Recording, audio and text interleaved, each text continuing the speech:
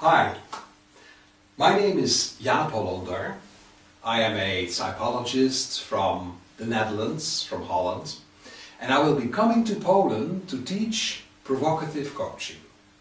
Provocative coaching is a method, and it really is a very systematic method, where you challenge the client or challenge the coachee in order to make them stronger.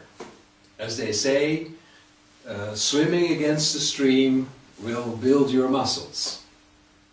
Well, in the psychological sense, that is provocative coaching.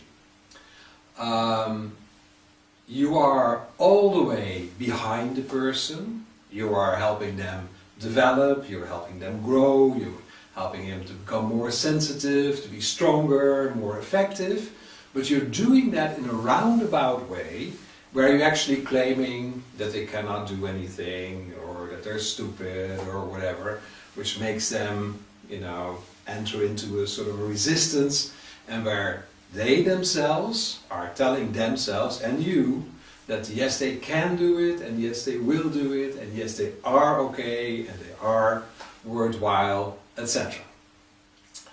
So, provocative coaching, very closely related to provocative therapy, is a combination of three things.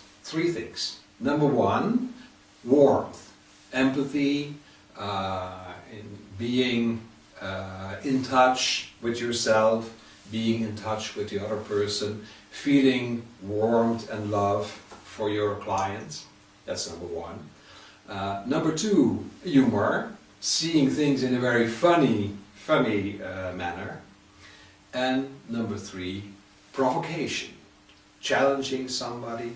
And it's these three elements combined together, these three elements of, archetypal energies, you could say, of, on the one hand, love and tenderness, and on the other hand, humor and playfulness, and on the other hand, strength and provocation, together that make up provocative coaching and make provocative coaching so special.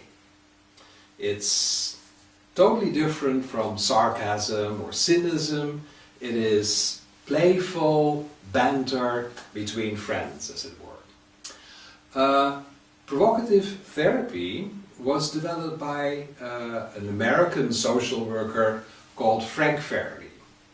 Frank developed it, discovered it by accident, and kept developing it for 40 years, 25 of which he was teaching at our institute here in Holland, called the Institute for Eclectic Psychology. And unfortunately, he died in 2013. If you want to know more about provocative coaching, I have written a book about it, very aptly called Provocative Coaching. And on the cover of the book you will see a donkey. And the donkey is a good symbol for provocative coaching, because one of the principles of provocative coaching is if you want the donkey to move forward, you sometimes have to pull its tail. If you pull its bit, the donkey will resist. If you pull its tail, the donkey will go forward. And you've probably all had that experience, where somebody told you, you cannot do this because you are too old, because you are too young, because you are too dumb or too clever, or you were born in the wrong class, or you were born in the right class, or whatever. And do you remember what your response was? If you take an example of that from your own life. Well, very often the response is, well, we'll see about that. You say I can't do it, I'll show you. Well, that's, in daily life, a very tiny, simple example of provocative therapy and provocative coaching. Let's see, what else did I want to say? Together with some colleagues, I have been analyzing Frank Farrellym's method, Frank Farrellym's way of working, his unique manner of, being in touch emotionally and at the same time challenging somebody for more than 25 years. And we came up with a model on how to do it.